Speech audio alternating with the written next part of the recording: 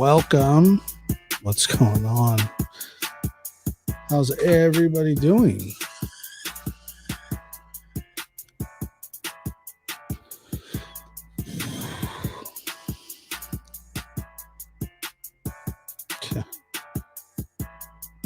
Here we go.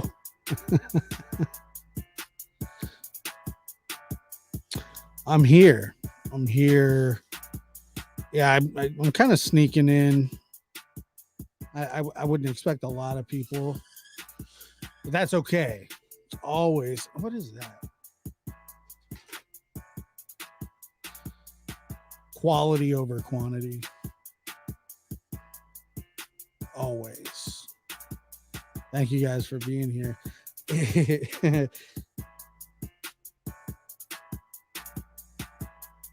Late night surprise. Yeah, certainly.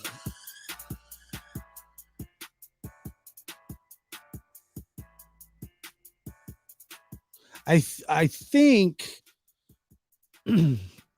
it's funny. 90% of the time, well, more than that, 95% of the time,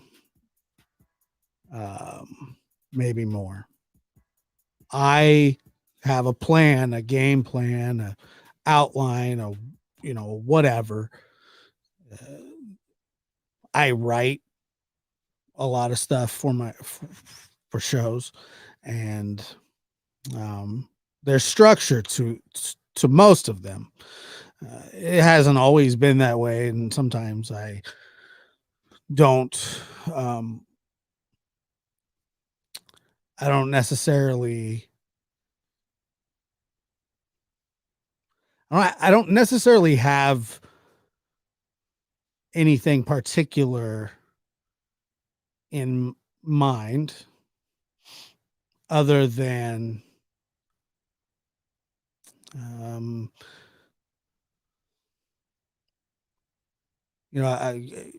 having a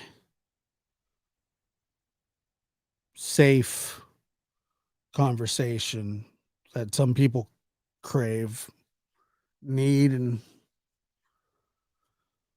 deserve.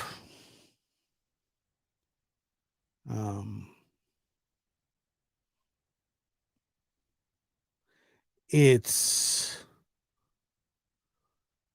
tough,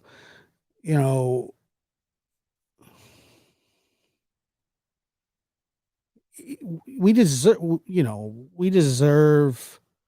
to be able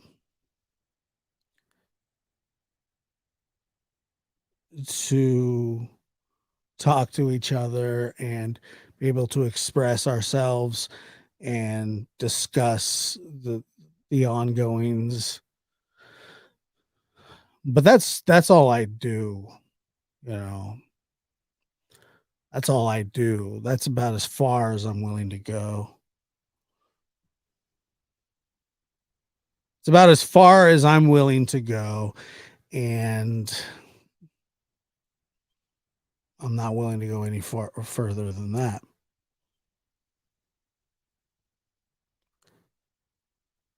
And I think that the kind of people that are attracted to this show, I find the chat, I find the people that I interact with, the people that show up highly intelligent, 99%. And that's the best part.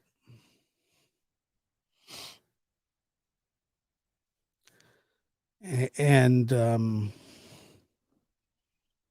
like I said, it's not even so much that I have something to say. I don't really know if I do. I think I do. I think I have something to say. But I want to be careful in the way that I say it.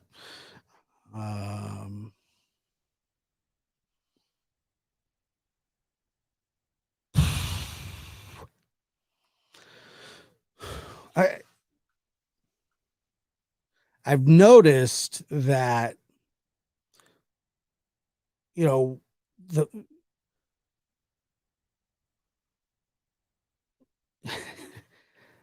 it's not good to be on a show where you're at a loss for words. That's not what I do. What I do is I talk. Okay. I get a craving to talk. I like to talk, and that's why I do these shows. That's why I enjoy it. I enjoy radio and broadcasting, live streams, podcasts. I love it. I'm not, there's not a lot of things I'm more passionate about. And like I said, the people that show up for my shows, 99%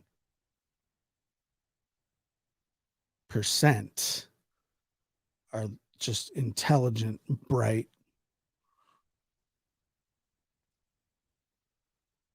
and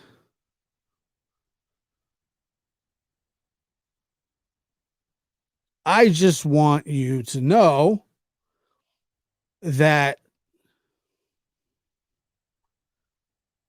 I'm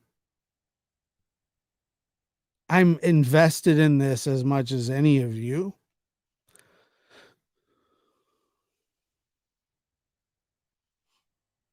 but um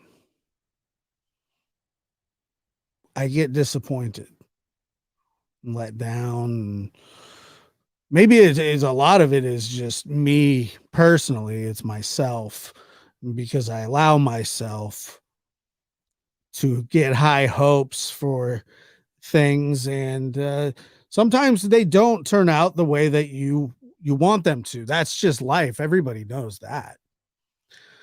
um,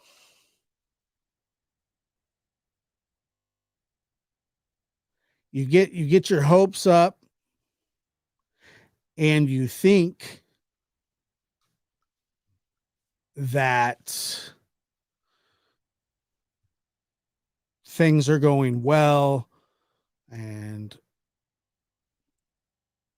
all is quiet on the front, and that's just, it's not true. It's just, it's not true. And the things that go on just in general in life around, um just the chatter, the noise, the never ending beef, the deafening infighting is just something that is odd, because these people, and I don't say specific names or specific cases or specific whatever, um but I've never really seen anything quite like it in my life. uh, it's hard to know who's in it, who's in the game of fooling people, and whose heart is actually true. A lot of that comes from people, who are performers, who can be performers, um, and that's why they choose certain areas, certain targets, certain, you become speechless. And speechless isn't a good thing for somebody like me. Uh, when I mean, I got to talk. Yeah, I got to. It's what I do. Like I said, you get so weirded out by certain things, and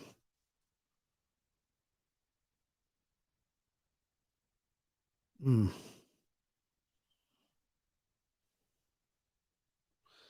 Yeah, and there's just, there's just a lot to it. There's a lot to it, and I don't understand for the life of me. Um, well, I do understand. I get it.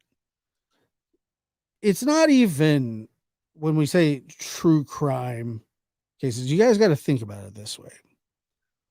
Um, the reason that 99% of the true crime community focuses on children is because most people would react to that more with their gut, with their heart. They're more willing to show up and talk about um, younger kids, especially like young adults, and then children. You don't see a lot of silver alerts out there. A 92-year-old man goes missing.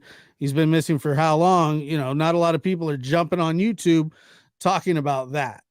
There's a reason for that. And the reason is it doesn't quite pull at your heart the same way a 5-year-old kid does. Um,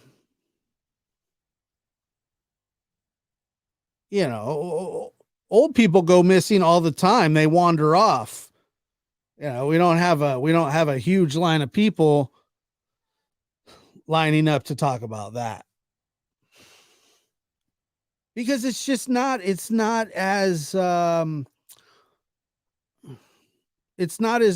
you can't manipulate that situation. Because if you were to tell somebody, I don't actually think that you care about the things that you're talking about, you can't be sure that's true. You may feel it in your heart, but you can't prove it. It's your word against theirs.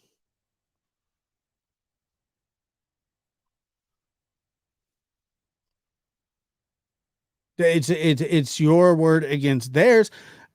You can see it, that it's the truth, but you can't prove it. Because if you could prove it, then it's over. If you could prove it, um, then people would believe you, but you can't prove it. People got to want to believe. People got to want to believe uh, what you're saying.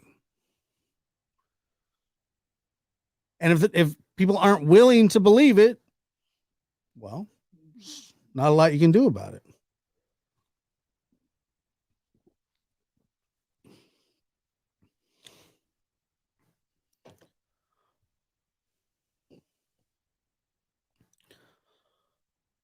I could tell you things,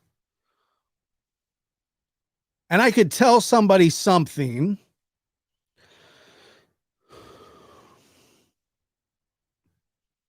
that I know is 100% fact. I know it beyond a shadow of a doubt. Beyond a shadow of a doubt. I just can't physically prove. You would have to take my word for it.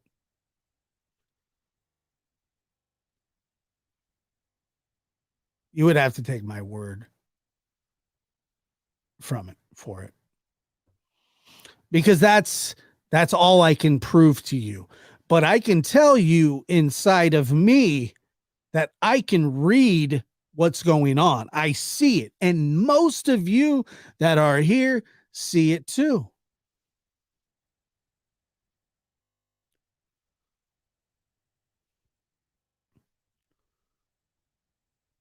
Days of our lives, like sand through the hourglass, so are the days of our lives.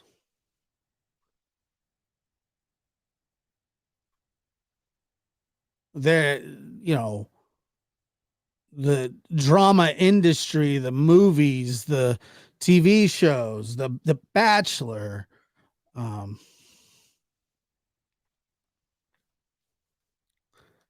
you know,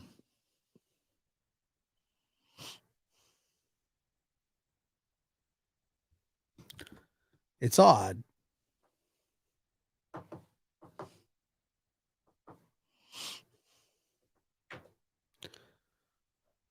It's odd to me. Everybody likes, not everybody, not everybody,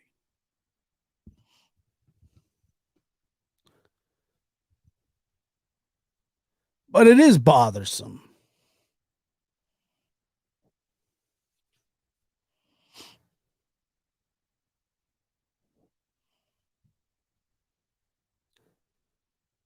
Where's the silver alerts?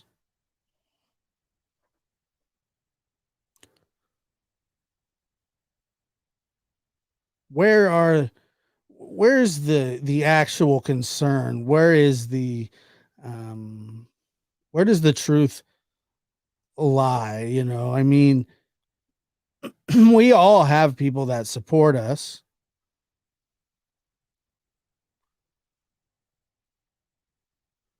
and the responsibility is great, and it is true, and it is real, and you have a responsibility to people. You have a responsibility to people to be honest with them. But that's just the basic standard flat.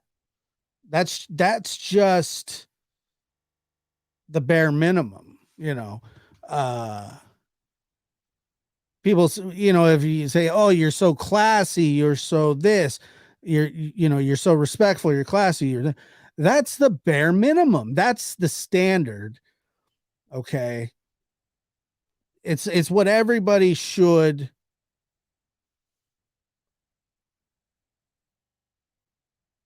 it's what everybody should strive to be, and be honest. But honesty eludes us because, look, fact of the matter is,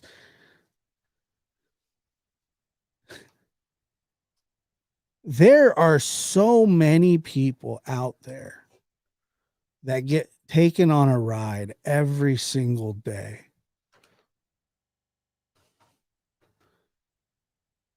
And there's nothing that anybody can do to stop it. You can be truthful, you can tell the truth, you can be honest, you can have integrity, you can have all of that.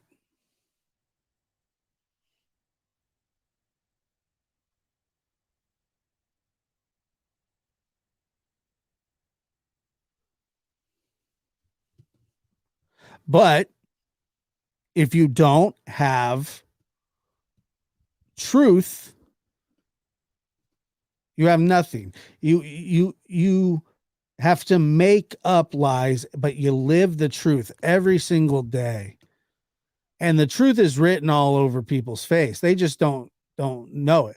And what happens is they fool maybe just a core few. That's it. And then they put those blinders on. But the problem is the core is almost like radiation. It kind of seeps out from the core. So then you get people go, well, you know what? Like I respect that person. So if they like that person, then that person's probably okay. It's malignant.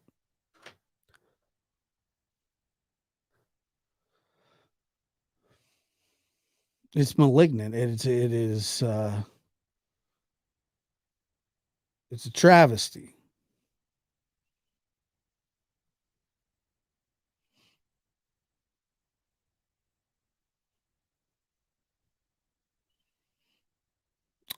It's mold. It's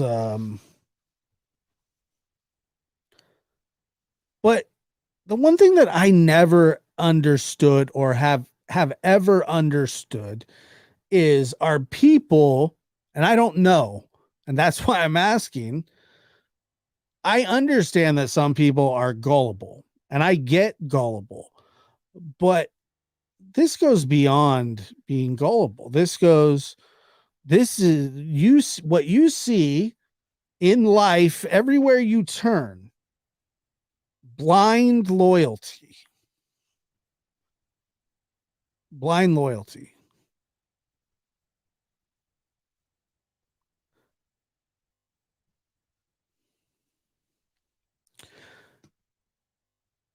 There's uh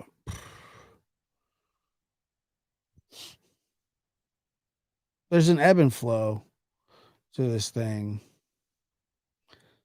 and it kind of sways back and forth, back and forth. And you got to think that a lot of people that do the swaying of people, i.e., targeting, you know, child cases in general are rough on everybody because nobody wants that to be their child. So what happens is you take on this feeling of that could have been my child, and you become emotionally invested. We've all had children, or most of us have had children and young children. And what happens is we become emotionally invested. And so, well, what the kind of people that are attracted to these kind of cases aren't always the most trustworthy, or it's not even trustworthy, but like, can somebody cover a child case and not care about it, but still cover it adequately? Yeah, I guess so. But why would you want to?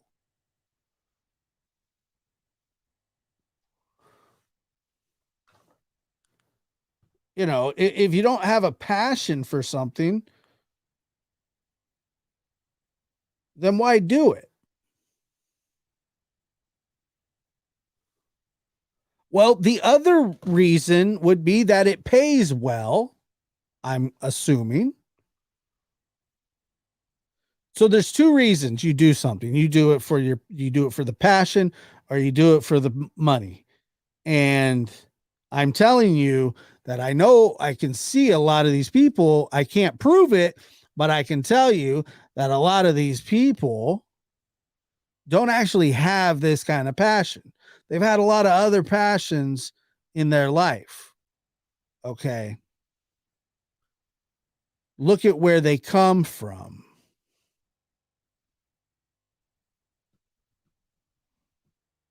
There's not a lot of passions. Can you cover something adequately? Of course you can. Sure. There's news anchors that don't care about the news that they're delivering. It's their job. That's what they do. You know, morning radio guys, do you think that they like calling the traffic report? You think they like reading the traffic report?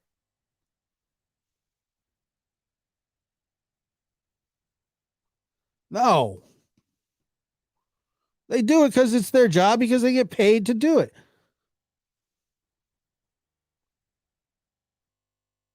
But they may have a passion for radio.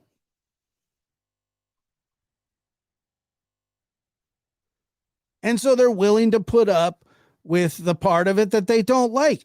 But then whatever they may actually be passionate about doesn't really pay. So they pretend to be this passionate person about something that is a soft subject, as a touchy subject, domestic abuse, violence.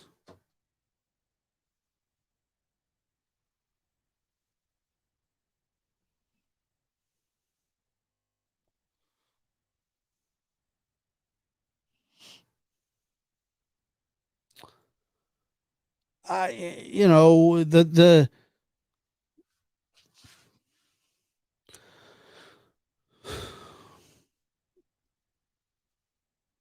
blind leading the blind. It has never been a good idea. It just doesn't work. And we're not talking physically blind. We're just talking morally compromised blind. I see a lot of men who claim to be men who don't do the things that a man would do.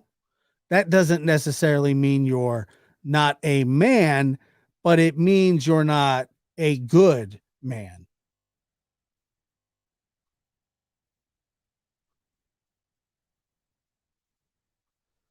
And as a man or woman, there are certain things that are required of you. There are responsibilities that are afforded to us.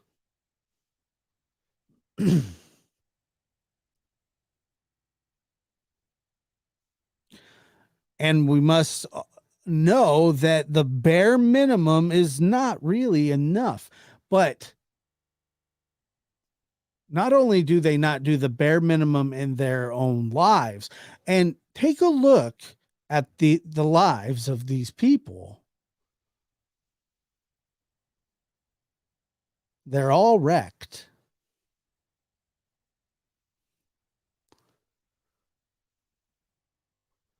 The people who want to help are the ones that need the help.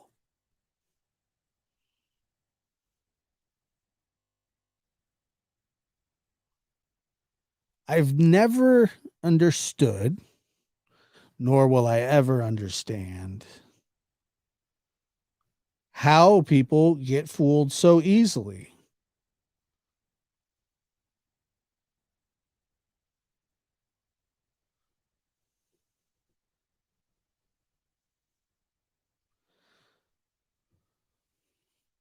Manipulation, if you think about manipulation,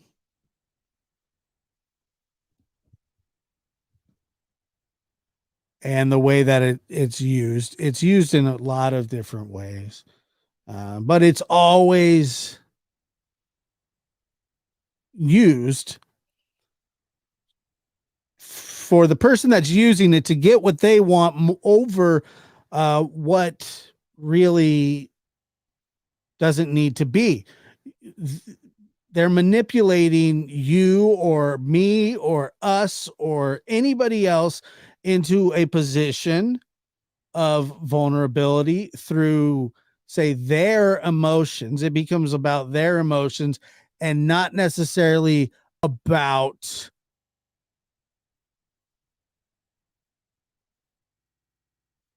the actual center of what we're supposed to be talking about.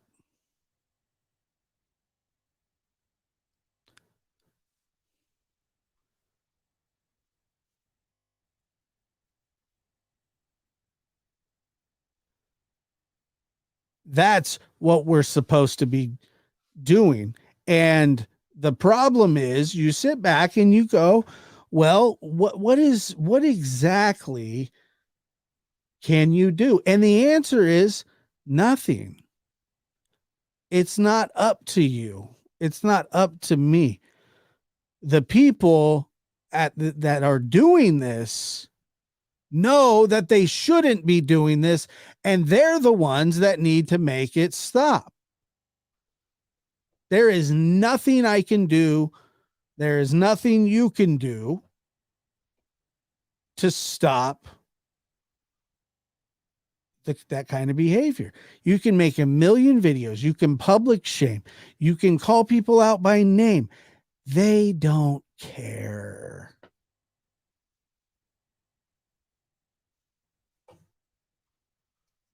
They don't care.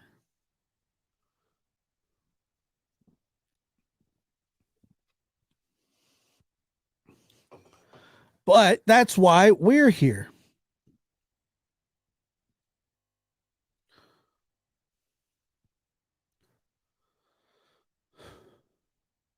That's why we're here.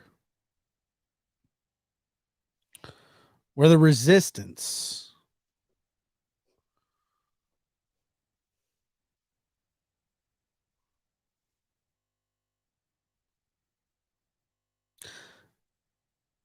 Because people like you and me care.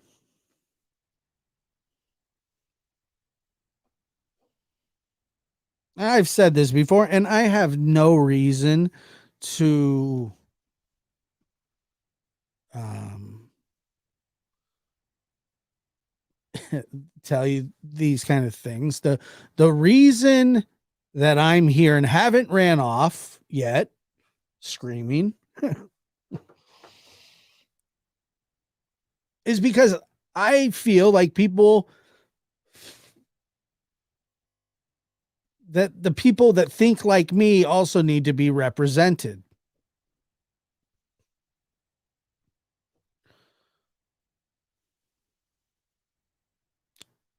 And in the last month or two, I've been offered two different jobs that would take me completely away from YouTube forever.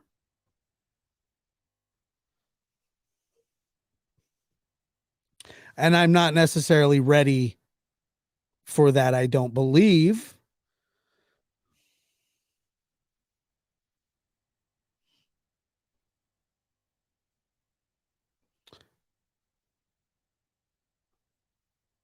Um, but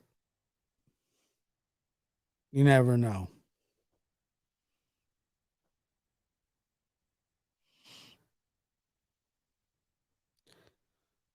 And the reason I've stuck it out here is because of you guys, because of the people who show up and watch my videos night after night and hit the like and subscribe and I'm not necessarily giving up.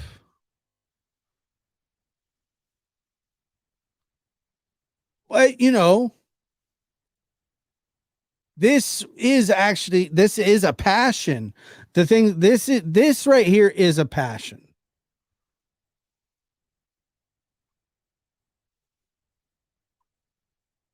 It is a passion because I've actually lived it. Um,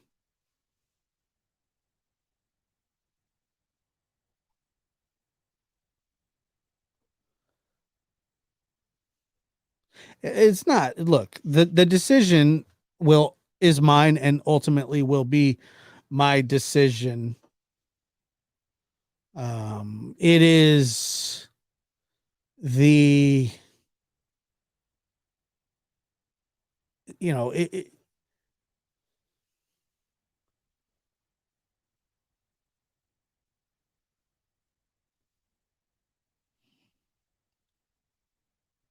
the decision obviously is ultimately with me um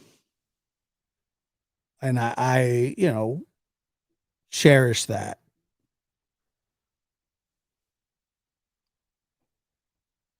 And at some time at some point I will move on. I don't know if I don't know if I'm ready quite yet.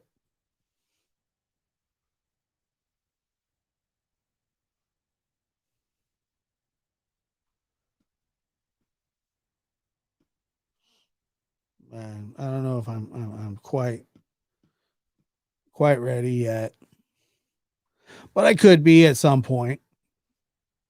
and I probably will be, um, because let's be honest here, and I'll be 100% honest. If you're not willing to exploit people in this,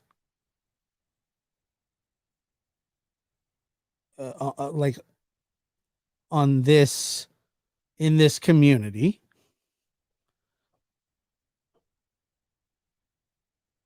and not even this community, but on these sort of cases, if you're not willing to exploit people,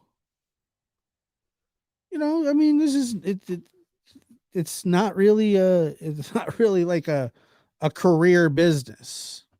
You don't really, if you're not willing to exploit, then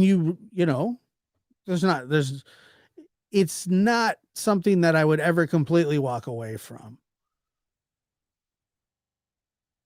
But I refuse to exploit people. And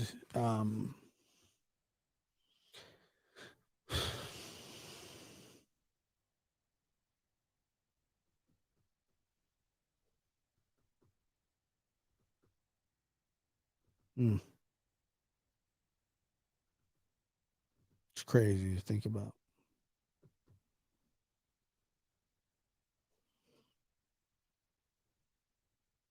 And and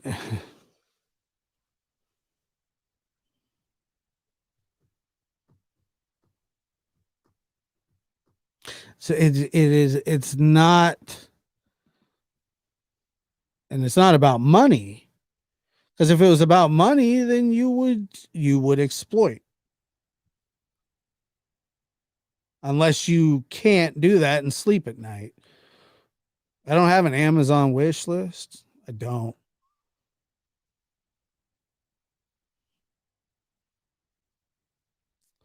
Yeah, I took my little PayPal thing off. Felt tacky.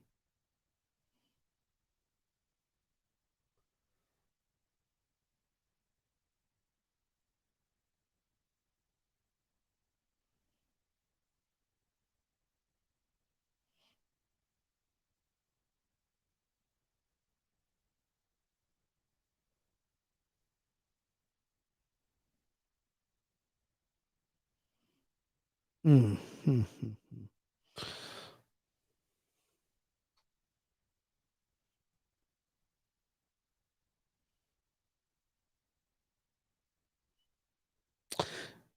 Yeah, it is become cringy. I cringe a lot.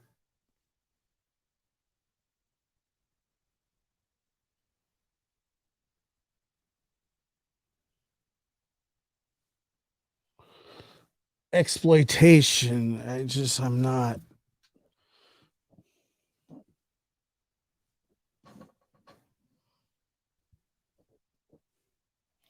I I totally wish that um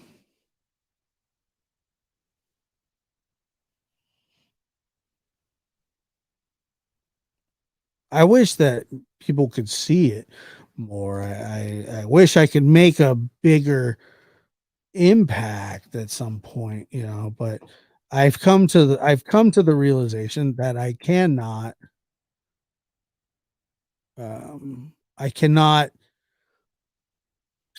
fully, let's see. I, hmm,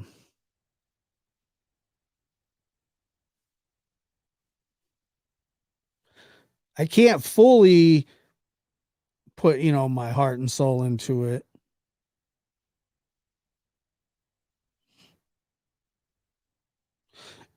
I get pulled back a lot, there's a lot of other work that I do, and I just wish that I could make more people see it.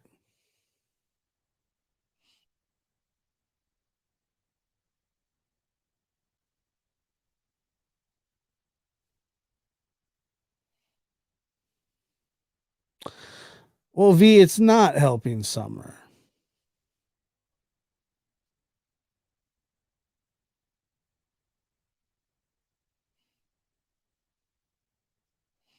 It's not helping Summer. Um, it's more. It's become more about the fights. It becomes about the fights and not the issues anymore. There are no real issues being fought about. There's just fighting being fought about. I mean, I don't know if you could even say it that way. It sounds like a quadruple negative, but that's the truth. That's the truth. I mean,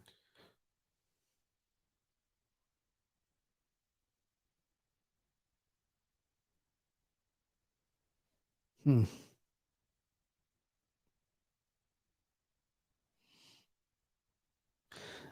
The truth is no longer the truth. That's what's bothersome. That's what's really, really bothersome. And people, it, it gets to the point too where it's like they don't even like people don't even know that they've conformed into this thing, it's like a switch. It's like lights on, lights off, just like that.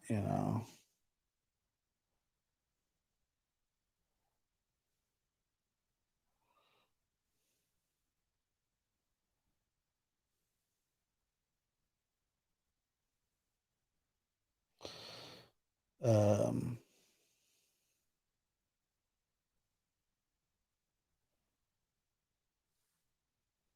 it's a lot, yeah. I hope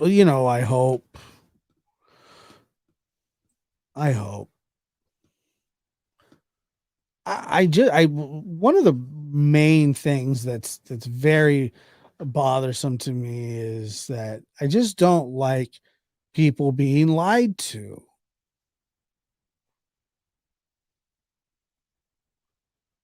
That's what I don't like.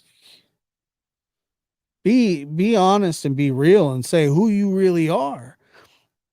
Uh, that takes talent to attract people,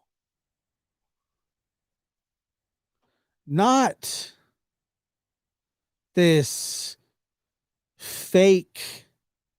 I mean, dude, it's so weird. Like I look around and I just see veneers everywhere. Everything's fake, fake, fake, fake.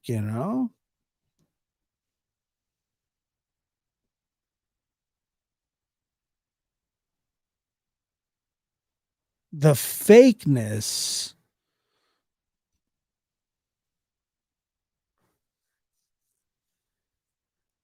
I am just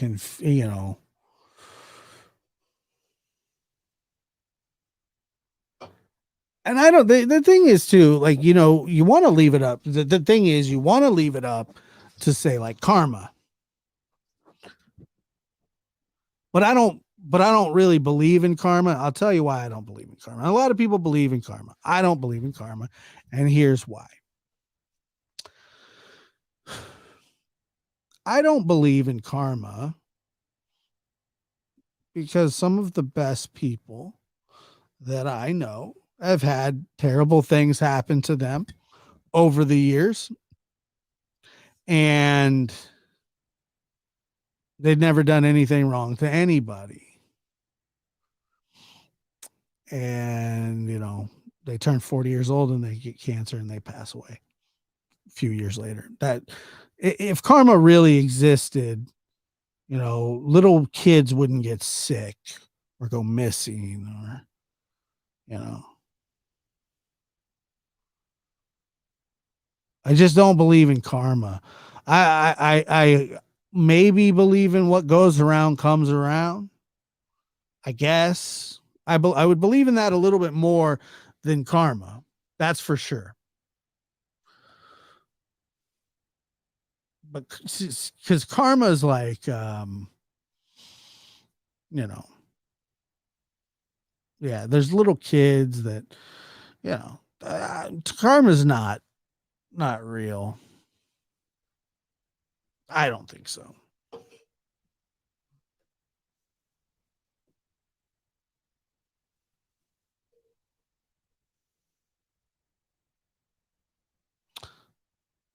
TM Smith said, Josh, that is not the right angle on karma. You are not defining it correctly. I mean, well, I'm interested in your definition, honestly, in all honesty.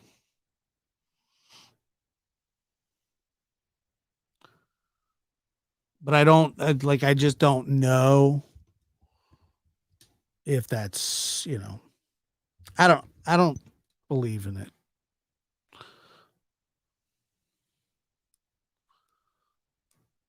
Good things also happen to bad people. Like, is that reverse karma? Do you believe in luck? Sure, yeah, of course people get lucky. I was always helping others. I wound up thinking God forgot me. It took me 13 years. Is people. Oh, S. Cisco. Man, that's cool. Been a member for 3 months. 3 months. Is Carmen just having her hell? Josh, don't be too judgmental. I don't think people are being fooled. I think they're being given exactly what they have. Yeah, maybe. Uh,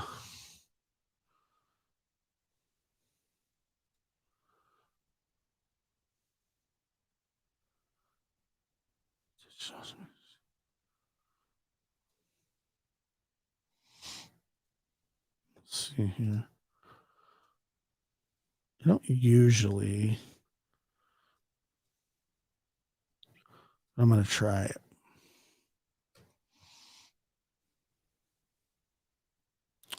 Sometimes we have someone else's actions. Exactly what have they come for? Elaborate. I don't know. So I don't know. You're asking the wrong person. Oh, and Ziggy, thank you for that super chat. And Arkansas, thank you. There was one other that I wanted to say thank you for. Sorry, I get lost in my thoughts. Arkansas. I'm going up here. Oh, Delta Dawn. Thank you, Delta Dawn, as well. It's very thoughtful and nice of you. Thank you. Um,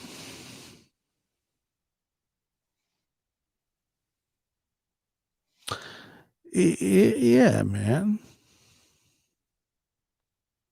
We learn something new every day. I guess we do. I hope we do. Things happen to good people. Good things happen to bad people. That's what I don't understand is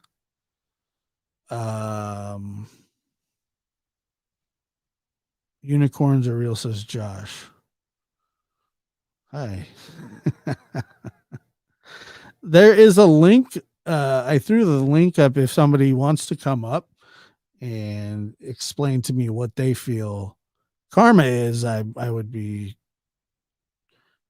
curious to hear that. I don't.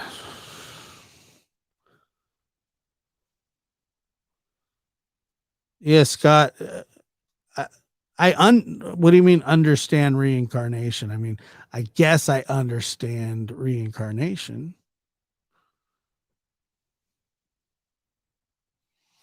Lab, I think being a good person is harder than being a bad one because of how much BS there is. But if people like you put barometers on yourself because of it, then truth hope will be lost. Yeah, I don't know. But I mean, I appreciate you saying, the compliment. Totally do.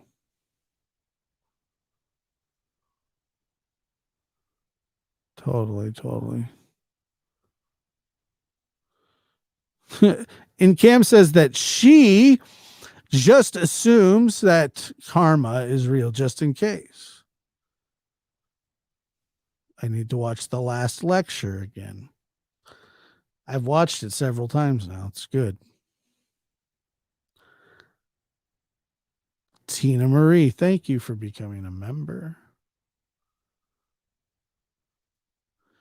I just know that this is the most productive stream I have seen in months from any creator, period. Well, thank you. I think. Thank you, Ziggy.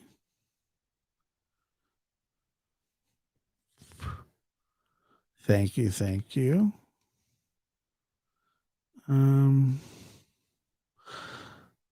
We learn good things, we learn bad things, and we learn from mistakes. Well, most of us. It's a life lesson. Oh, looks like. See,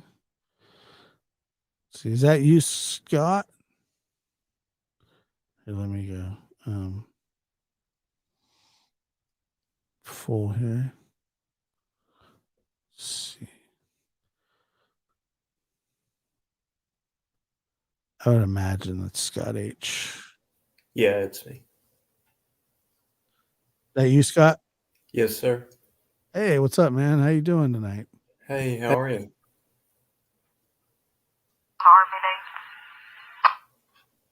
Ooh, What's hang that? on, let me kill my scanner I've got going. Okay.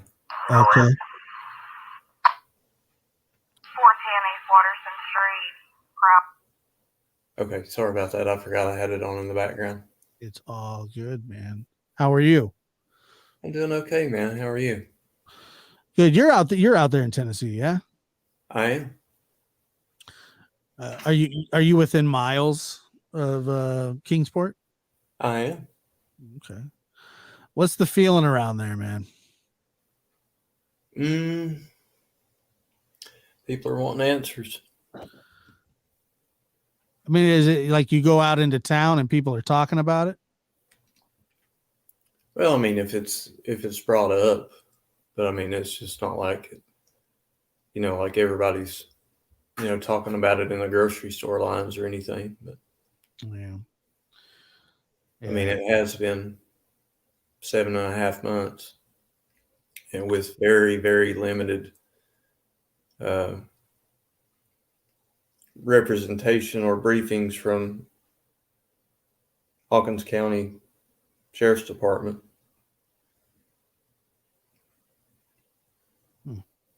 So it's not really, we get stuff on the local news, but it's, most recently been due to all the antics that have been going on.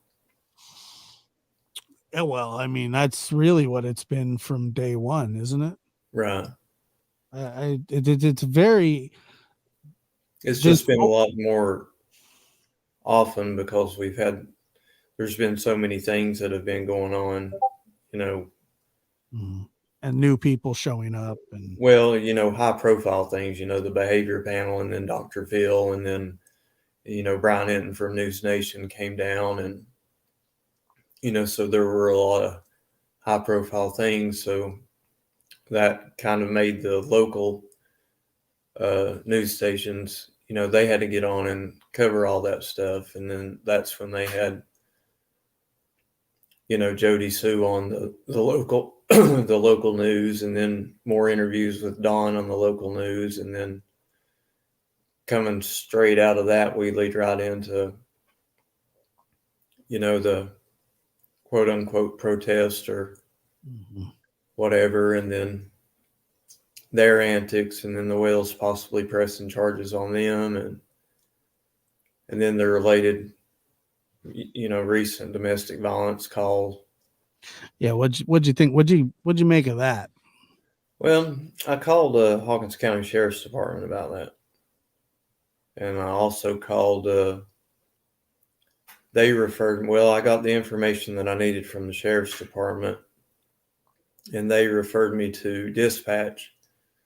So I didn't feel good the next day, so I called Hawkins County 911 dispatch, and I got the information that I needed from them to acquire all of the transcripts and or recordings that they can release. Is that like a Freedom of Information Act? Right, something similar to that, but it's just a public records appeal. Gotcha. And then today I called. Well, I'm going to be delicate with this subject because this involves children, but I did a short 16-minute video on some information that I learned from Child Protective Services.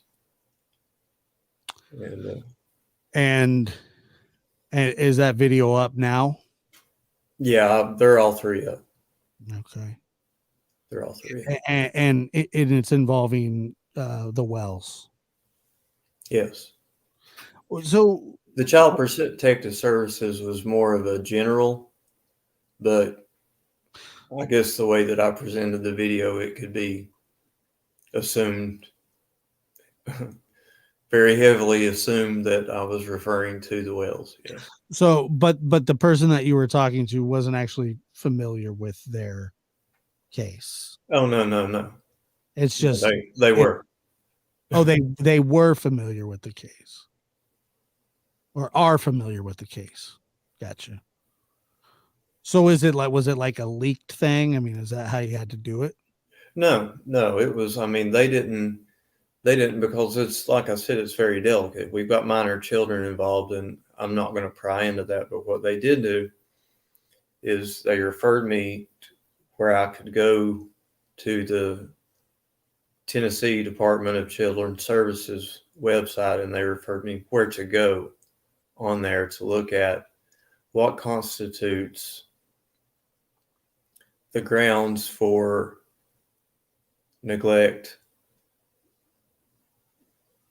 removal of children, so on and so forth. And then I just read down briefly through some of the high points from that policy from the state of Tennessee to kind of reflect on what we've seen over the past 7.5 months, to see how many of those boxes could be checked off just due to the interviews and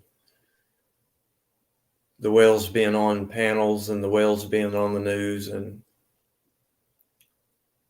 the reports that have been made and the police reports that have been made and the DUIs and the probation violations and such.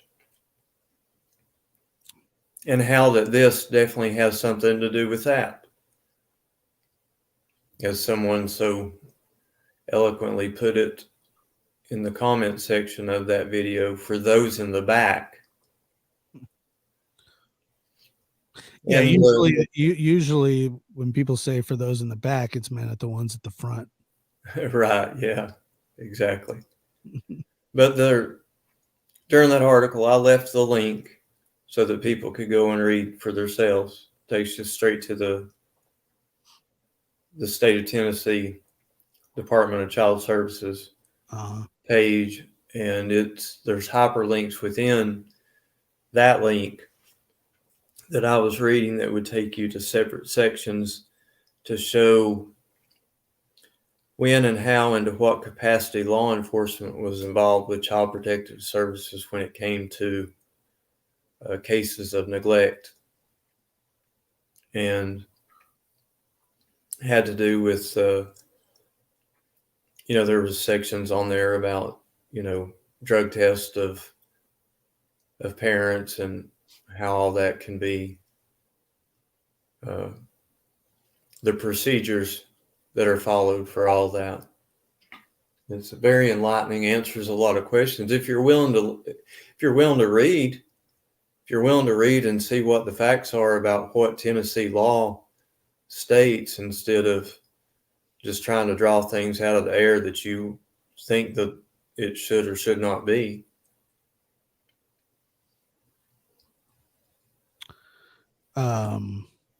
If there's people in here that are being mean to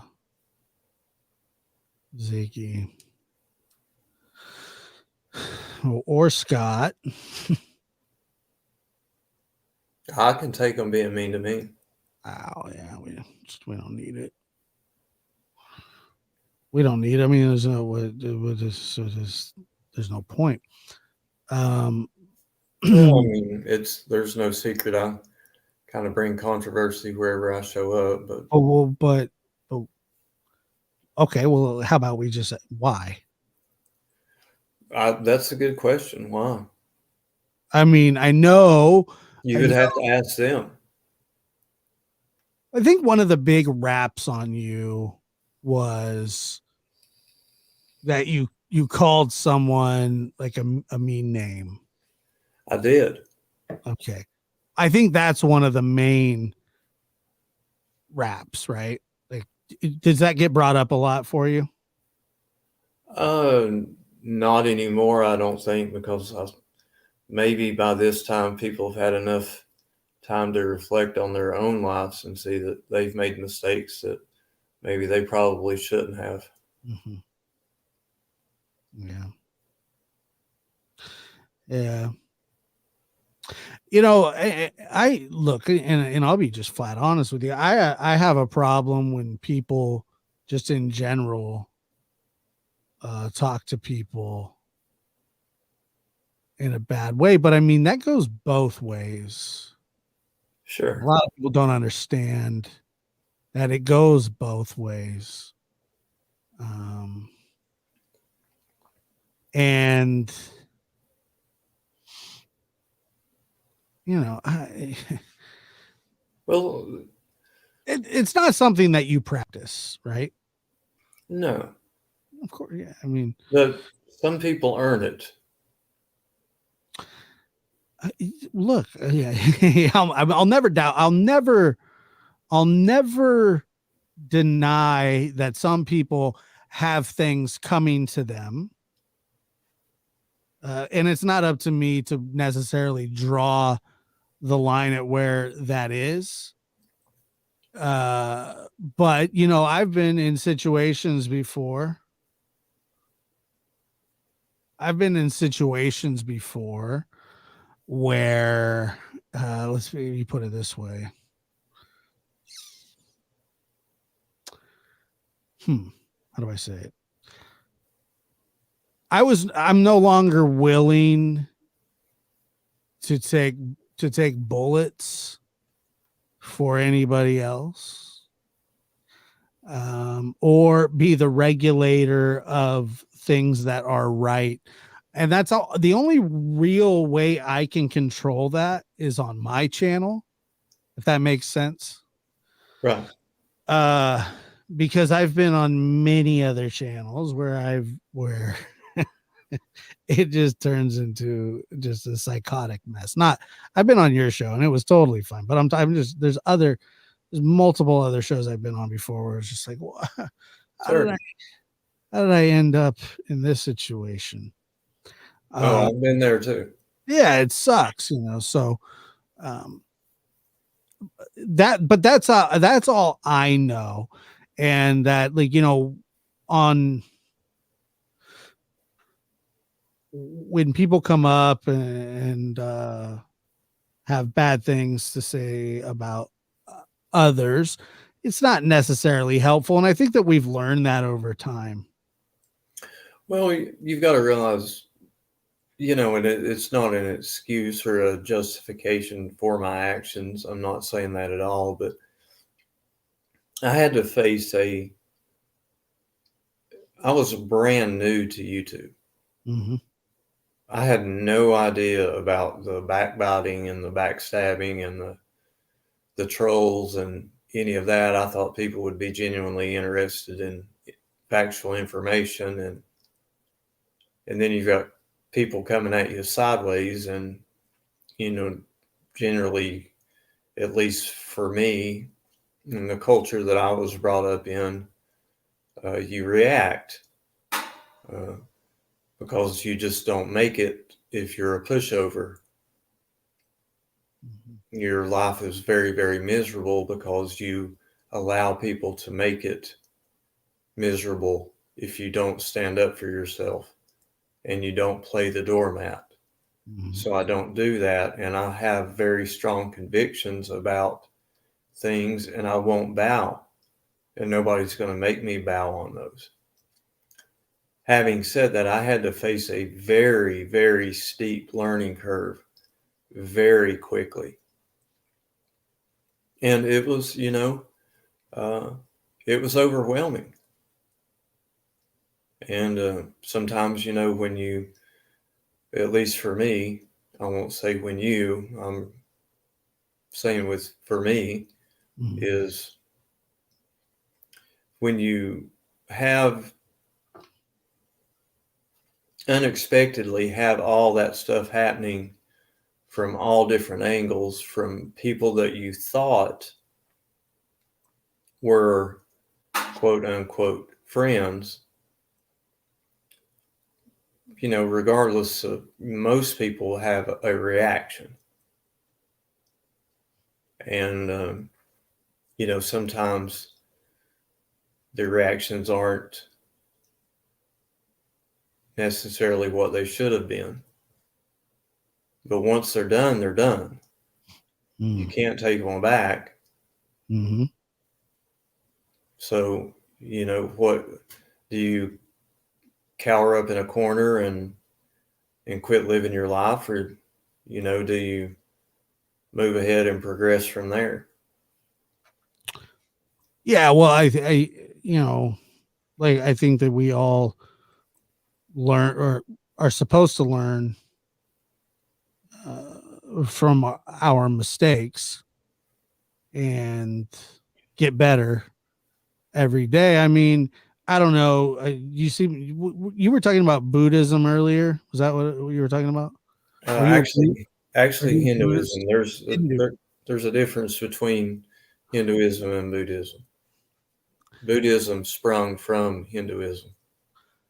So, are you? Is that your religion, Hinduism? I don't ascribe to any religions or belief systems, although I do have some beliefs that I feel like are positive, and those can be found in many religions.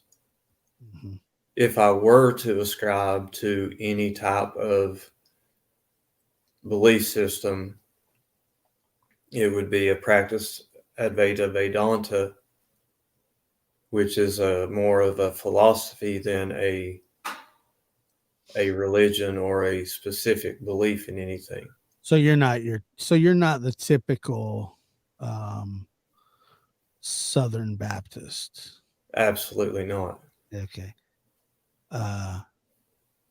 I've never lived in the South. I've been and I've been around Southern people, but it's my birthday. Kazzy D. Hello, Kazzy D, and welcome Involuntary Polymath. Yes, involuntary polymath. You know them? I do. Very cool. Very cool. And Free Thinker Deb. You know her? No, I do not know her. Because I know that in the South, it's really one way or the other. Well, this is the Bible Belt. Oh, no question. No question. But those kind of, but in the the South, it feels like it's one way or the other. It feels like either people are extremely, extremely polite or they're extremely, extremely, extremely not. And that most people, when they're talking, are respectful and things like that. And you seem to have a lot of that Southern charm, right? I mean, that's what you were kind of raised on. Yeah. Well, I've been told that, yes. But I guess like my, what I'm really getting at is to be like, so I wasn't, I don't know, when everybody's so different, you know, when I get mad at somebody, when there's I'm liable to call somebody a name, or insult them, you know. I mean, that's just a normal thing. But it's never, it's I don't know. I was raised, you know, my sister and my grandma were a big part of my life, you know, raising me. And I just have never been one of those, you know, I just I don't go to the B word right away. I don't go to the C word right away. I don't go to the dumb B. You know what I'm saying? I basically I'm like a eye roller and whatever, Right. Right. you know. And that could be considered disrespectful too. Uh, you know, you say like yap, yap, yap, yap, yap, yap, you know.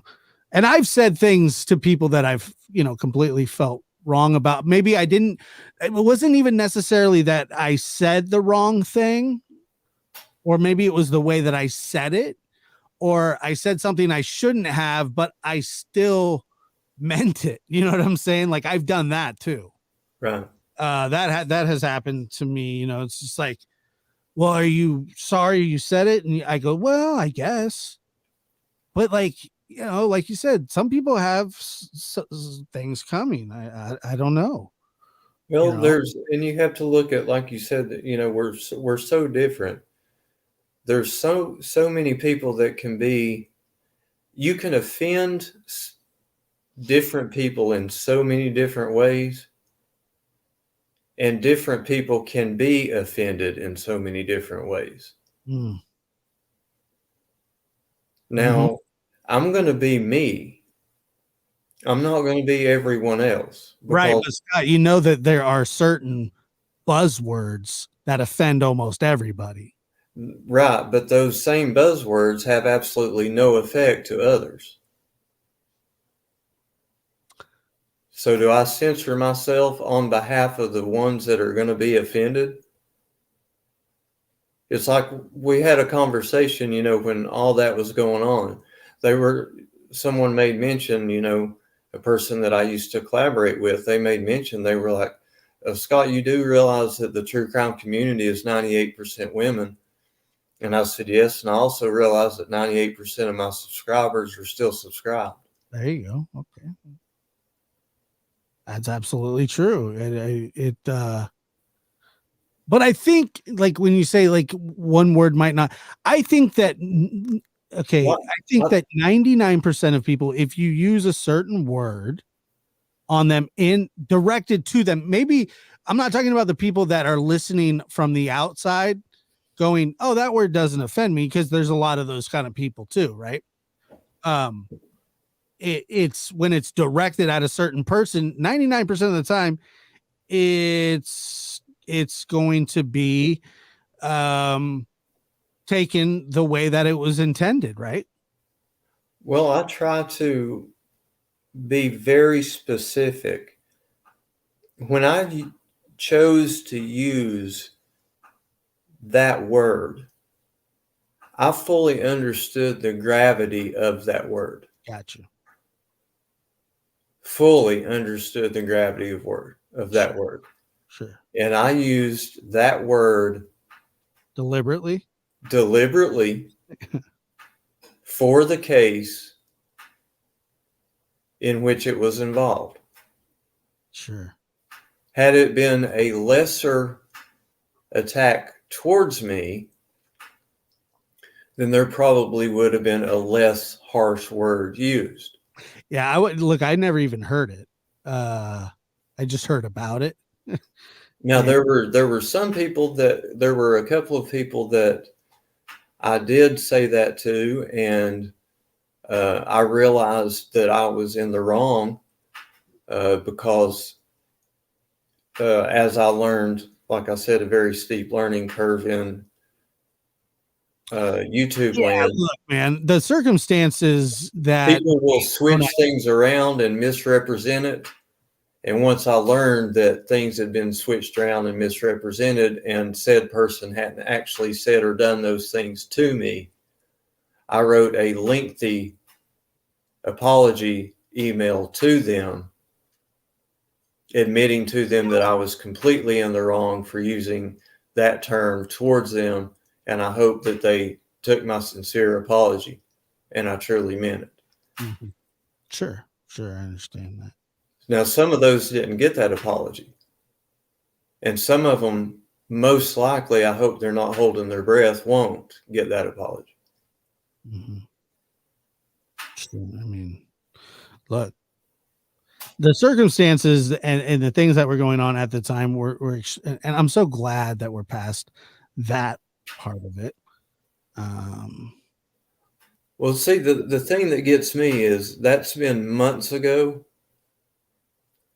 and I eat ice cream and watch Netflix or YouTube and go to bed every night. You have And ice cream every night. It is still eating their guts out months and months. Now, why? Why would you let someone control your life? Why? You're making yourself miserable. I'm not making you miserable any longer. You are choosing to make yourself miserable. Most people would have gotten it over it by now. Most people indeed have gotten over it by now. But most people thrive on being the victim. Self-pity is an enormously effective painkiller, and just as addictive and just as harmful. To live in a victim role and submit yourself to being a victim every day for past occurrences. It's like blaming your parents or your ex-wife or your girlfriend or your grandparents for treating you bad. What do you expect them to do? Raise up out of the ground and come and apologize for you? They've been, some of these people, they've been dead or you've been divorced from them for 20 years, but you're still letting them rule your life? I mean, how ridiculous is that? Now, if some people want to live that way, fine. Have at it. I'm not going to take any part in your misery. Yeah, and I guess like I said, a lot of the things, but I do want to know, you eat ice cream every night? No, not every night, no. Oh, okay. So you said, and I was like, damn, this guy must be on the treadmill constantly. Gaining weight has never been a problem of mine. What kind Maintaining weight is more of a problem of mine. What kind of ice cream? What kind? Oh, chocolate. Just plain chocolate. Yeah. With cookies, right? Chocolate with my favorite is it's like in restaurants, it's like death by chocolate. You get like chocolate cake and then put chocolate ice cream on it and then put Hershey's chocolate syrup over it. Oh my gosh, to die for. I thought I was under the impression that you had ice cream every night. You watch Netflix and eat ice cream every single night. Well, I mean, come on now. What are we talking? 3? I guess at certain periods there would be times that, I would eat ice cream and watch Netflix multiple days in a row. Yes. That's crazy. Honestly, I guess I like ice cream, but it's not something that I like would choose to stock in the freezer and go, I'm going to get some ice cream. It's just not something, I don't know. I don't know why. Maybe I should. That's the only sweet that I'm not a big sweets person. I'm more of the crunchy, salty kind of snack kind of guy. You like shove crackers in your ice cream? Huh. Have you ever put jelly on a saltine? I've never actually done it, but I've heard of people doing it all the time. Yeah. That's pretty good. Yeah, look, you're not on trial for anything, and it, it is what it is. Who, you know. The definition of karma. Yeah, what about it? Well, to understand karma, first you have to, karma is a whole entire philosophy. And one thing I can say about certain branches of Hinduism, you can hold these ideas and it not affect if you do happen to be a religious person. You can be a Catholic or a Muslim or a Southern Baptist or a Methodist or an atheist or a Satanist, whatever you want to be, and still hold certain Hindu values. And it does not have any reflection on any religious belief system that you may choose to hold. This particular part does. Karma is a philosophy, but to understand the philosophy of karma, you have to understand the philosophy of reincarnation. To understand the philosophy of reincarnation, you have to understand the philosophy of Brahma, which is the ultimate God. There are 3 gods below Brahman, well, which would be Brahma, Vishnu, and Kali. One is the creator, one is the maintainer, one is the destroyer. It's a circle of life. So in reincarnation, you are created by one God, you're maintained by another God, and then you're destroyed by another God. You forget all of that. You're reincarnated by the creator God again to live another life, to give you an opportunity to take the things that you learned in your previous life and apply it to your current life. Now, karma comes into play when people think they only believe that karma exists in a singular lifetime. That's where the mistake comes. Karma comes from the prior lives that you've lived. So why do children die or children go missing? In the philosophy of reincarnation is you're paying a debt to some bad practices that you practiced in your prior life. And also people don't understand that you can be affected by the karma that is affecting other people in your life. And you are just a recipient of said karma. So if you don't understand the reincarnation part of it, you can't fully understand karma, because that leaves you with the question of, So it's how you live your previous life. What's that now? So you're saying it's how you live your previous life? Well, current and previous, but you can't forget the previous. Forgetting the previous life would be like expecting there to be sound and forgetting that you must have silence first. Sound cannot manifest unless you have silence in which it manifests from. You can't have karma in your current life if you don't have karma that manifests from your previous. Yeah, well, a lot of people also believe like that you pay for the sins of your father. Is that kind of the same thing or no? That's kind of the same thing. It's just it's reworded in the Christian belief system. So instead of just the randomness of the world, it's all predetermined on how. So that factors in how you're living your current life too. Right. So Jesus even spoke about in the Bible, in the Christian Bible, about knowing you before you were born.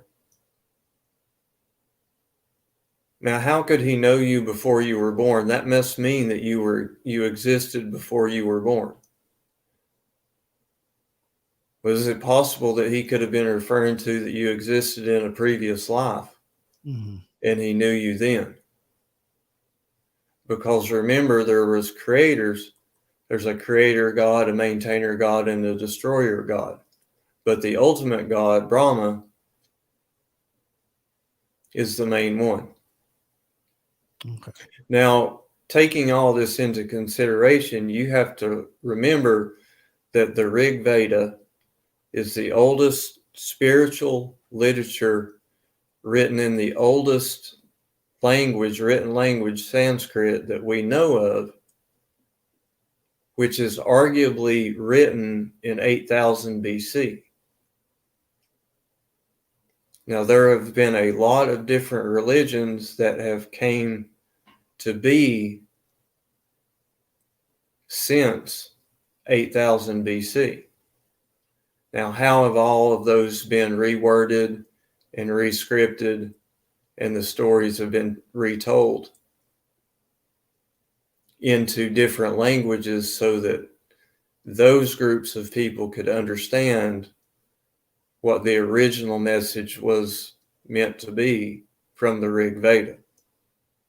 And then how much of that language was actually corrupted and used for control, such as the Crusades and such. Yeah, it seems I don't know. It all seems like more.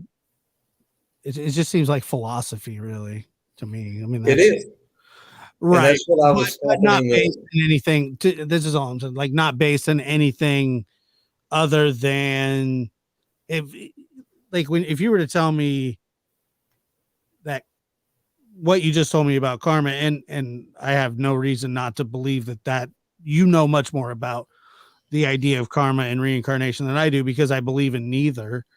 That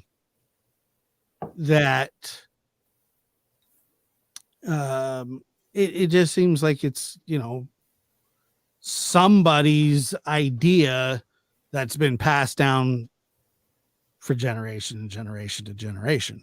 Well, isn't that what they all are?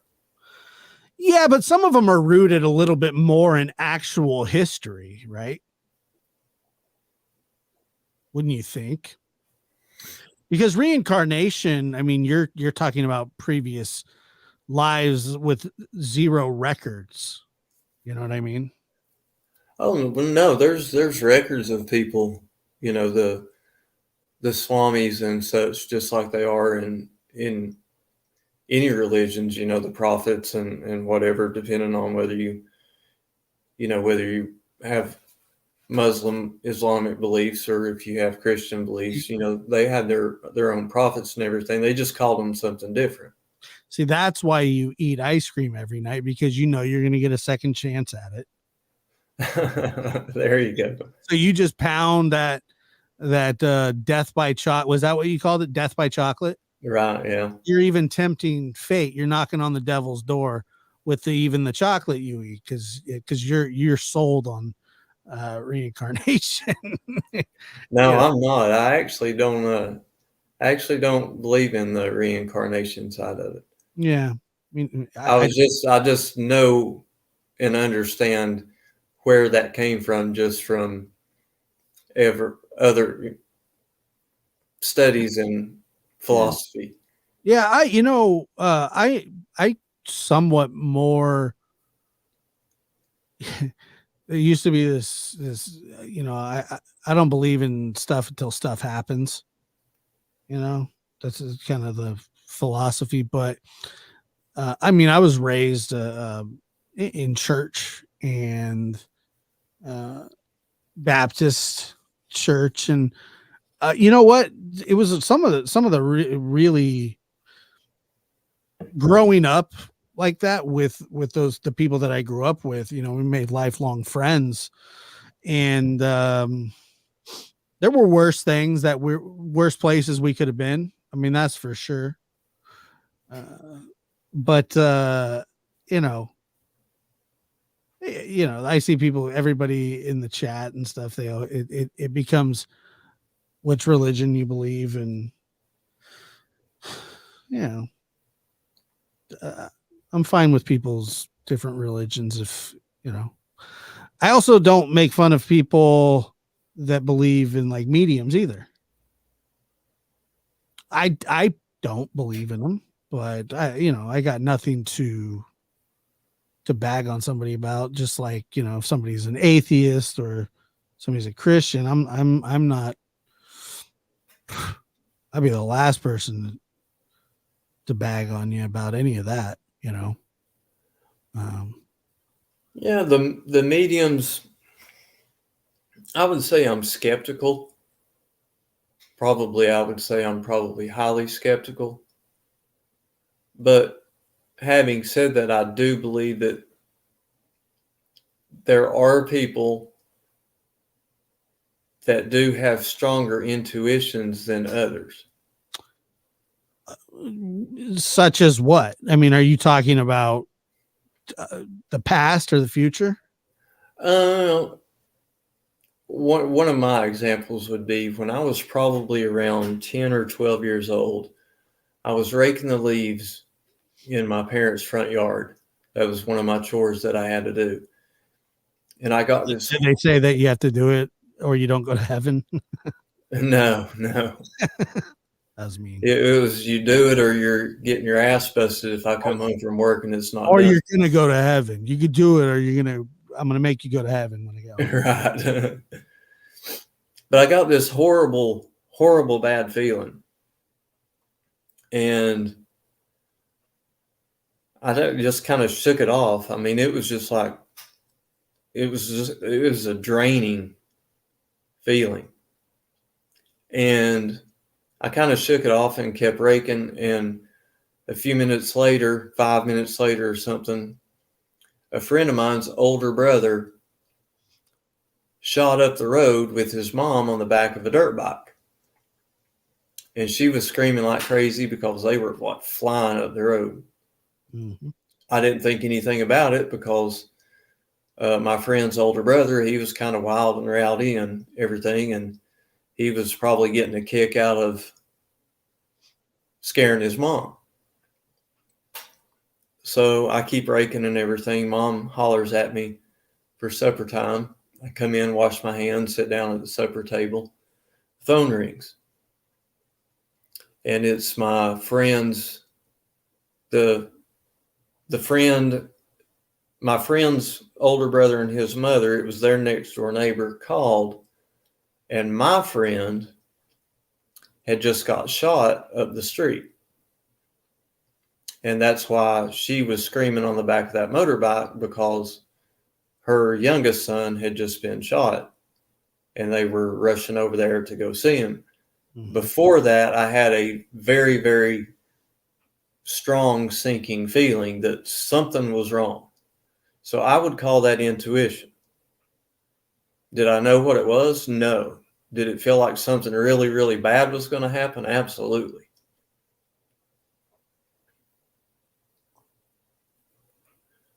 And I believe that can certainly happen to other people. And I believe that probably other people could be more fine-tuned into those type of intuitions than what I happen to be. Well, yeah, it's kind of like a dog can sense things that people can. I mean, sure, there's people that have more intuition, but as to leading somebody to where a body is, or things like that, to me there's just always been too many rules. Does that make sense? Oh, absolutely. That's always been my problem with it, and that's why I don't put a lot of faith in any of that. I do get worried about the supernatural, like the exorcists and things like that. Like that, there's some hairball stuff that goes on in the spiritual realm. But I don't think it's anything to really necessarily play with, like the Ouija boards and stuff like that. A lot of people would just chalk that up as, a game. Right. And Some people would take it more fact than others. I mean, you know, some people think that a Ouija board means nothing, and there's some people that think it means everything, and then there's some people like me is they think that I'm just going to stay away from all that crap. I have a Ouija board that's probably about 65 years old. It was my mother's. You keep it. Is it in your closet right now? It's out in my garage. You play with it? No, Thank God. But once I took it out of her house, she said that she never wanted it back in her house again. Oh, great. So, yeah, she wanted absolutely no part of it. So what she was playing around with it, right? Well, she did when she was younger, and I guess, you know, she had forgot about it or whatever, and we ran across it one day, and I was like, well, that's pretty neat. Yes, he was like, get that thing out of here. I don't want it back in this house. Yeah, but I like how you just tossed it in storage like it was nothing. Somebody says, I won't have one in my house. No way. Right. You must have my Ouija board, Scott. LOL. I have no idea where mine is. And it never really did anything for me. Well, it got up and left. They can do that, I heard. Right. Too. It's just, yeah. I really stay out of the when it comes to the spirits, you know. I'm no thanks. That's just not for me. But people do, man. People love, you know, it reminds me of the movie Ghost with Whoopi Goldberg. I don't know if I've ever seen that or not. What, Scott? Okay, so what you're gonna do is you're gonna take your country bumpkin and you're gonna eat some ice cream one night. You're gonna turn on Patrick Swayze's Ghost. And is that the one with Whoopi Goldberg? Yeah. Okay. You've seen it a long time ago. Yeah, it's an old movie. Yeah. I don't blame you for not seeing it in years. I actually watched it about 3 months ago. I'm weird like that. But it's that's like when I envision psychics. That's what I think about. Yeah, and Demi Moore's in it. And, yeah. She's got a boy's haircut, but somehow she pulls it off. She actually pulled off bald pretty good too in G.I. Jane. Yeah, she was really pretty. Yeah, she was. Yeah, she did pull off bald. You know, that's not easy to do. That's range. That is. Yeah. That is range. Yeah, that's what I think of. Like, I just feel like you're gonna get stuck with like, think about it this way. Say you go to a medium, right? And they do nothing for you, but just randomly your ear starts ringing and it rings the rest of your life. You know, you shouldn't have been playing around. You know, could mean nothing, but you would never know that. I mean, if somebody says, "Hey, I'm going to cast a spell on you," and you stub your toe, you're going to think twice, right? Right. I don't know. Not that I necessarily believe in. Yeah. Jumanji. Somebody. Hold on here. Oh gosh, that was Robin Williams. Robin Williams, yeah. Oh, I have a great Robin Williams story. Actually, I met Robin Williams. Oh wow. Yeah, my sister had scoliosis growing up, and we would have to go to UCSF, which was the Children's Hospital in San Francisco. And when we would go there, Robin Williams dressed up like a clown and went room to room, talking to kids. Right. Sometimes it was full clown. Sometimes he would just have like the jacket with. That's where the movie Patch Adams came from. And but that's what he would do. He would go and make kids laugh. And he met my sister, and we were in the, I was in the room, and I mean, he was in there for like a long time. He was the nicest dude. He was the nicest dude, man. He was out in the hall goofing around, making the nurses laugh. He was hilarious. He was so funny too. And he could even tie the balloons. Oh wow. Okay. And he was just a funny guy, man. I was really, really, really sad when he passed away. That was a shock, He was a great actor and a great comedian too. But well, that's refreshing to hear that he was a nice person in real life. one of the and the thing was, it was like when he would talk to people, he wasn't in a hurry. He wasn't in a hurry to move along. It's really cool, especially how famous he was. He was really, I mean, he was Robin Williams, Mrs. Doubtfire. Yeah, Mrs. Doubtfire. Yeah. What was it? Birdcage. Just some of the biggest movies, and yeah, he was just. One movie he played. He was a photographer or ran a photo. 1 hour photo. 1 hour photo. Yeah. Movie was good, wasn't it? Yeah, I'm telling you, he was a great actor. Yeah. You remember his old stand-up? I was about to say that. I was going to ask you if you watched his stand-up. Yes, absolutely. Yeah. It's fantastic. Hilarious. Yeah.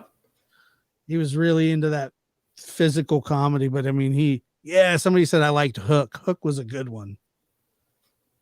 You remember that one? Yeah. The Peter Pan movie, Flubber. Dude, somebody threw Flubber in there. Mork and Mindy. Yeah. Mork and Mindy. I love that. Nanu. Yeah, Flubber was good, but what was that one? Good Will Hunting. There it is. Yeah. Man, now that movie was something. Good Will Hunting, Flubber. Come on now. Yeah, man. Scott, isn't it like 2 or 3 in the morning where you're at? It's 4:13. What are you doing? You just stay up all night? Well, I got some ice cream. You ate ice cream tonight. No, I didn't have any tonight.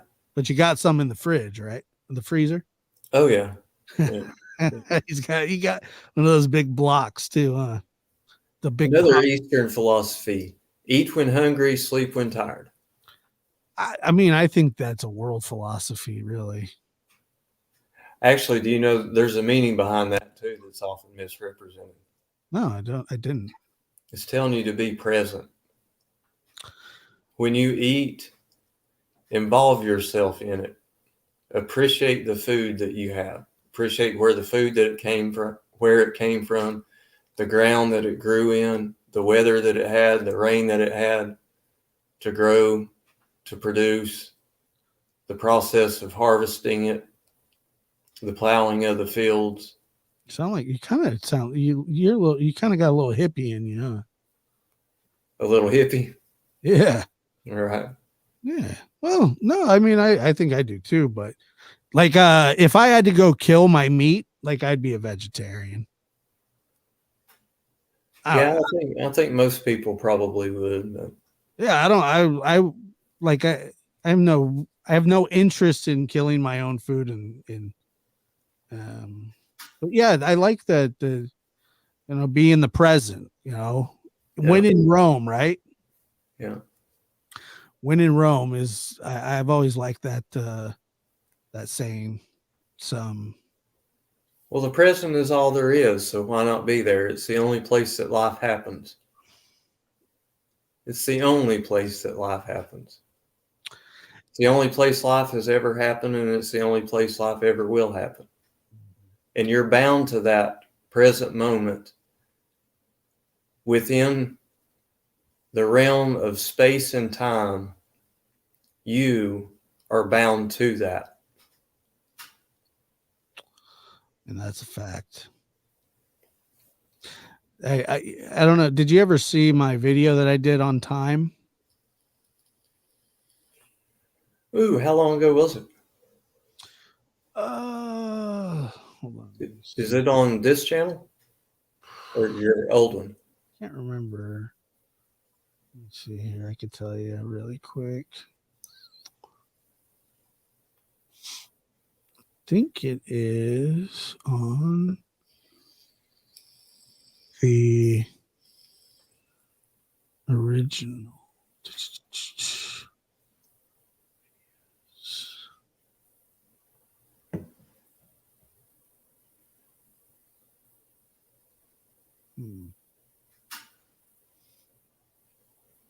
Let's see. This isn't even the. You remember what is on what page and what's not, you know? Right. See my. Okay, here we are. Have you ever heard the old adage that time is a currency? Yes, I have. It can only be, it can't be saved or earned. It can only be invested and spent. Absolutely. Here it is. Hold on. Let me play this on the way out. Yeah, you want to drop it in chat and I'll grab it there? Let's see. Oh, I'm going to play it right now. Oh, okay. It's topical. It's organic. I like that. Works even better. Sarah Me. Welcome, Sarah Me. What's that? I said that works even better. I think so.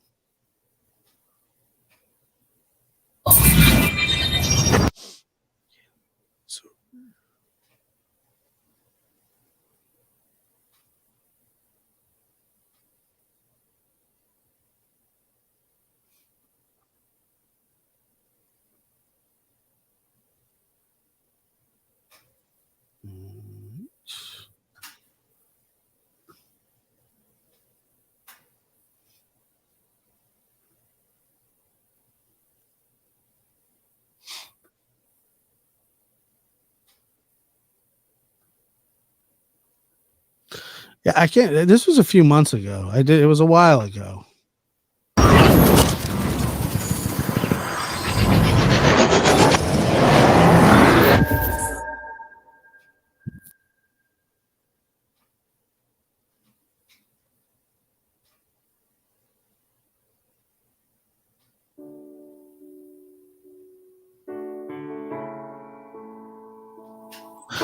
Measuring time should be an exact science.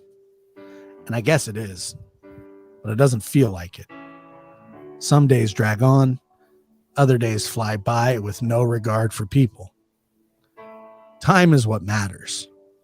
Time is the keeper of all of us, and eventually it will do away with all of us. If you lose money, you can make it back. Lose your wallet. It's possible. You can find it. Lost luggage at the airport? Slim chance, but possible. You can't get time back, no matter how hard you try. There is no fountain of youth. The fountain of youth is being young. We are all gifted it by time. Time also takes it away. It's just how the world works. What right do we, as humans with no control of time, have the right to take away the precious gifts that life and time has given us?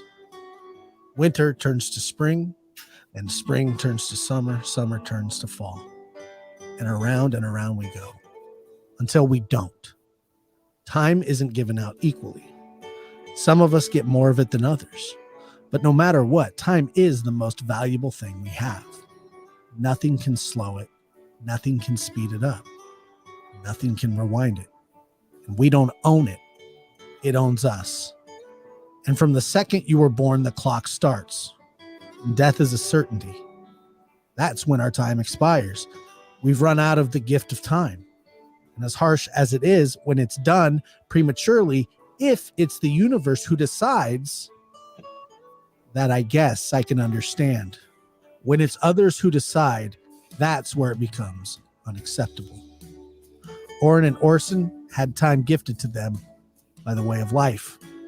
And there are people who are playing with that. Summer was given life and time. What's a full life? I don't know if there is a good answer for that, but there is a life expectancy average. And some people fall short. Some people just over. Some outlive it by a lot. Sure, there are things you can do to try to extend the time you were given, but not even that is guaranteed. Eat healthy, live right, do good things, and get hit by a bus the next day. It happens. 3, 4, and 5. That's not enough time for anybody. And the world takes them away from us all the time. Why? Childhood illness, unfortunate as it is, it happens. Child neglect is also a disease with a 100% cure rate if treated properly. Our children are under attack by predators, not jaguars or snakes or bears, but something much more sinister. They're being preyed on in many different ways, in the form of abuse and all kinds of abuse by the same species as them. And these predators steal everything from them: time, innocence, love, compassion. They are deprived of these things, and their entire identity is stripped away with a lifetime to go. And sometimes they strip them of everything, including life. In the Bible, they talk about the age of accountability. In folklore, they speak about all dogs go to heaven, no matter what, all of them, even the bad ones. I'm not sure what happens to us when our time expires, and I hope there is a heaven for us who are trying to do the right thing. And if there is a God, and I believe more and more each day that there is, I hope he watches over our children who never got to grow up. And in some ways, the ones of us who are left here trying to make a difference and strive to live a purposeful life deal with the pain and agony of a world we don't recognize anymore, a world we don't feel comfortable in anymore, a world we're not safe in anymore, a world our children are not safe in anymore. Sure, it's not all doom and gloom, and life is a wonderful thing for those of us that get to experience it. Imagine your life being cut short by somebody else and their selfish reasons, whether it be purposeful or because of neglect. What does that matter? The result is the same. Do I know that Dawn and Candace had something to do with Summer's disappearance? Of course I don't. Do I suspect it? Of course I do.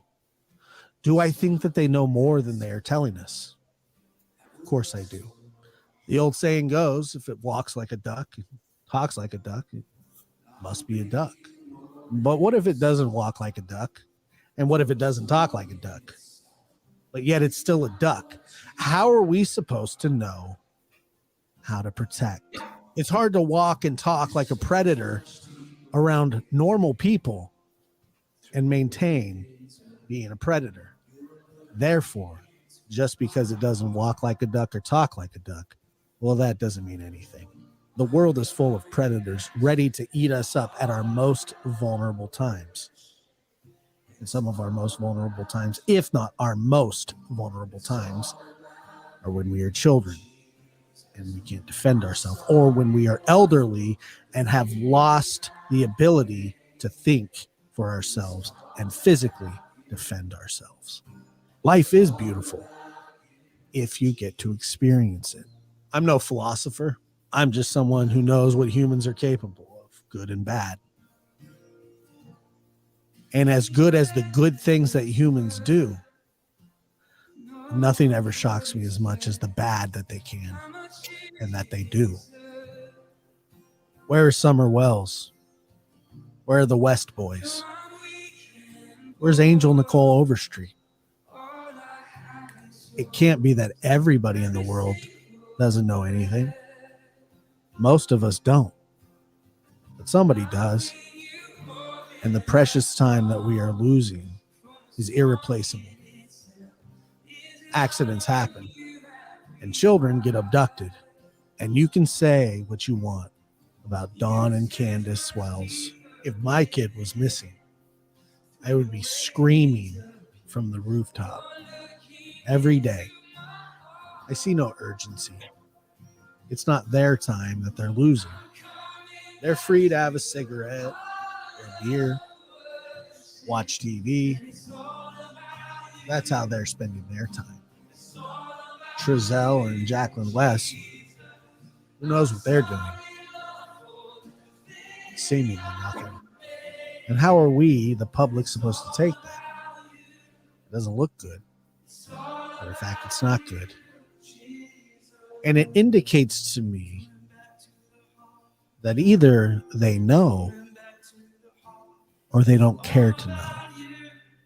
And I believe one is just as bad as the other. Where's Angel Overstreet's dad? Why isn't he screaming, "Where's my baby?" One could come to the conclusion that he already knows. As I get older, I don't like the sense that my memories of the past are slipping away or, in many cases, gone.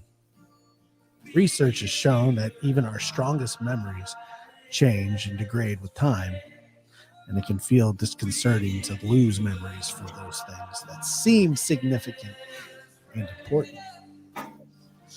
There's a mournful kind of yearning in trying to reconstruct the people, places, and moments of the past.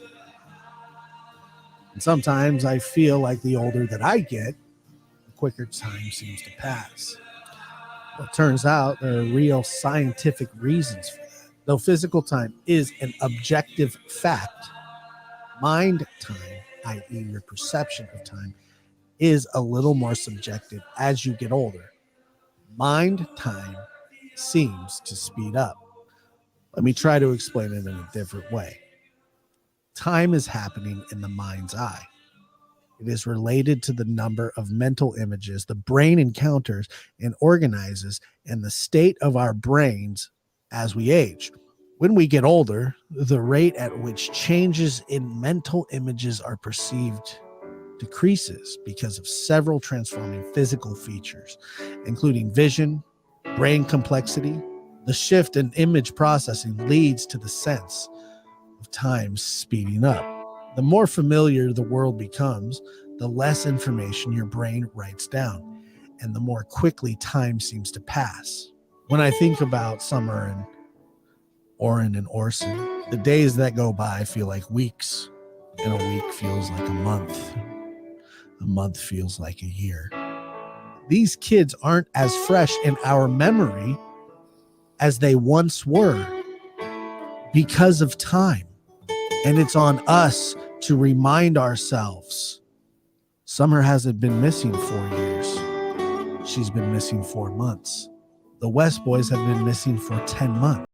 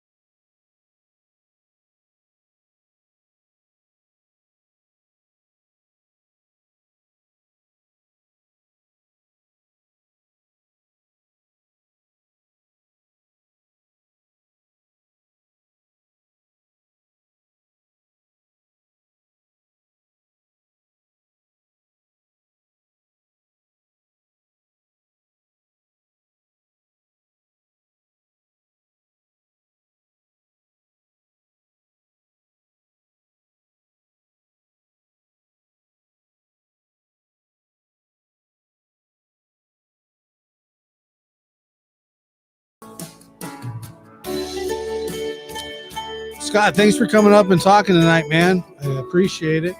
Absolutely, sir. Thank you for having me. Sleep when you're tired and eat when you're hungry, brother. Exactly, for sure. Thanks for being here, man. All right. Thank you. Talk to See you later. soon.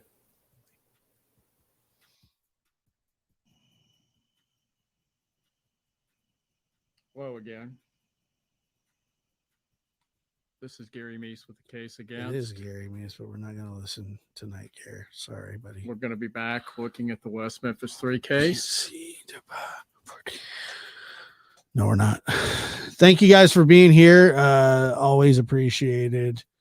And just a little late night stream.